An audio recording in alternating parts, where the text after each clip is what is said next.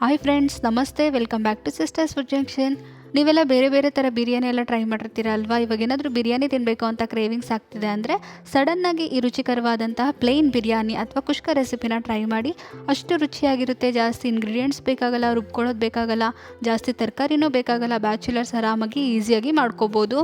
ಈ ಕುಷ್ಕ ರೆಸಿಪಿ ನಿಮ್ಗೆ ಏನಾದರೂ ಇಷ್ಟ ಆಯಿತು ಅಂದರೆ ನಮ್ಮ ಚಾನಲನ್ನು ಸಬ್ಸ್ಕ್ರೈಬ್ ಮಾಡ್ಕೊಳ್ಳೋದನ್ನ ಮರಿಬೇಡಿ.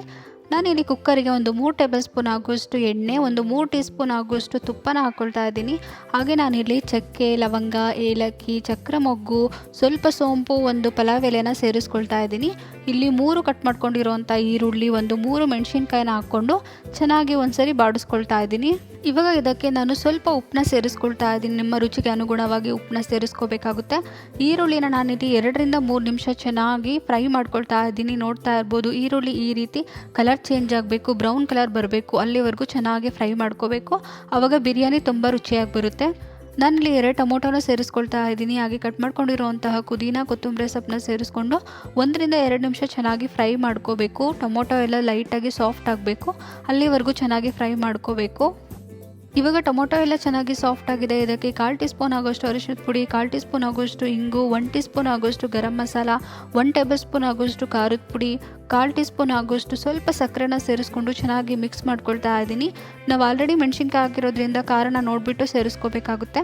ಇದಕ್ಕೆ 1/4 ಟೀ ಸ್ಪೂನ್ ಆಗೋಷ್ಟು ಶುಂಠಿ ಬೆಳ್ಳುಳ್ಳಿ ಪೇಸ್ಟ್ನ ಹಾಕ್ಕೊಂಡು ಹಸಿ ವಾಸನೆ ಹೋಗೋವರೆಗೂ 2 ರಿಂದ 3 ನಿಮಿಷ ಚೆನ್ನಾಗಿ ನಾವಿಲ್ಲಿ ಮಿಕ್ಸ್ ಮಾಡ್ಕೋಬೇಕು. ಇವಾಗ ನೋಡ್ತಾ ಇರ್ಬೋದು, ಎಣ್ಣೆ ಬಿಟ್ಟಿದೆ, ಟೊಮೊಟೊ ಎಲ್ಲ ಫುಲ್ ಕರಗಿದೆ, ಗೊಜ್ಜು ಸಹ ರೆಡಿ ಆಗಿದೆ. ಈ ಟೈಮಲ್ಲಿ ನಾನು 1 ಟೇಬಲ್ ಸ್ಪೂನ್ ಆಗೋಷ್ಟು ಮೊಸರನ್ನ ಹಾಕ್ಕೊಳ್ತಾ ಇದ್ದೀನಿ. ಹಾಗೆ ಒಂದ್ಸರಿ ಚೆನ್ನಾಗಿ ಮಿಕ್ಸ್ ಮಾಡ್ಕೊಳ್ತಾ ಇದ್ದೀನಿ. ಮೊಸರು ಹಾಕಿದ ಮೇಲೆ ಅದ್ರ ಸ್ಮೆಲ್ಲೆಲ್ಲ ಹೋಗಬೇಕು. ಹಾಗೆ ಎಣ್ಣೆ ಬಿಟ್ಟಿದೆ, ಗೊಜ್ಜು ಕೂಡ ರೆಡಿ ಆಗಿದೆ. ಈ ಟೈಮಲ್ಲಿ ನಾನು 1.5 ಗ್ಲಾಸ್ ಆಗೋಷ್ಟು ನೀರನ್ನ ಸೇರಿಸ್ಕೊಳ್ತಾ ಇದ್ದೀನಿ. ನಾನಿಲ್ಲಿ 1 ಗ್ಲಾಸ್ ಆಗೋಷ್ಟು ಬಾಸುಮತಿ ಅಕ್ಕಿನ ಚೆನ್ನಾಗಿ ವಾಶ್ ಮಾಡಿಬಿಟ್ಟು ಒಂದು 20 ಮಿನಿಟ್ಸು ನೆನೆ ಹಾಕಿದ್ದೆ. 1 ಗ್ಲಾಸ್ ಆಗೋಷ್ಟು ಬಾಸುಮತಿ ಅಕ್ಕಿಗೆ 1.5 ಗ್ಲಾಸ್ ಆಗೋಷ್ಟು ನೀರನ್ನ ಹಾಕ್ಕೊಂಡ್ರೆ ಕರೆಕ್ಟಾಗಿ ಉದ್ರುದ್ರಾಗಿ ಅನ್ನ ತುಂಬ ಚೆನ್ನಾಗಾಗುತ್ತೆ.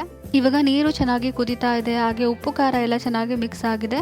ಇವಾಗ ಸ್ವಲ್ಪ ನೀರನ್ನ ಟೇಸ್ಟ್ ನೋಡೋದ್ರಿಂದ ಉಪ್ಪು ಖಾರ ಏನಾದರೂ ಕಮ್ಮಿ ಇತ್ತು ಅಂದರೆ ಈ ಟೈಮಲ್ಲಿ ನೀವು ಸೇರಿಸ್ಕೋಬೋದು. ಹಾಗೆ ನೆಂದಿರೋ ಅಂತಹ ಬಾಸುಮತಿ ಅಕ್ಕಿನೂ ಸಹ ಸೇರಿಸ್ಕೊಂಡು ಮಿಕ್ಸ್ ಮಾಡ್ಕೊಳ್ತಾ ಇದ್ದೀನಿ. ಅಕ್ಕಿ ಹಾಕಿದ ಮೇಲೆ ನೀರು ಒಂದು ಕುದಿ ಬರಬೇಕು. ಆಮೇಲೆ ನಾನು ಲಿಡ್ನ ಕ್ಲೋಸ್ ಮಾಡಿಬಿಟ್ಟು ಮೀಡಿಯಮ್ ಫ್ಲೇಮ್ನಲ್ಲಿ 1 ವಿಷಲ್ ಕೂಗಿಸ್ಕೊಳ್ತಾ ಇದ್ದೀನಿ.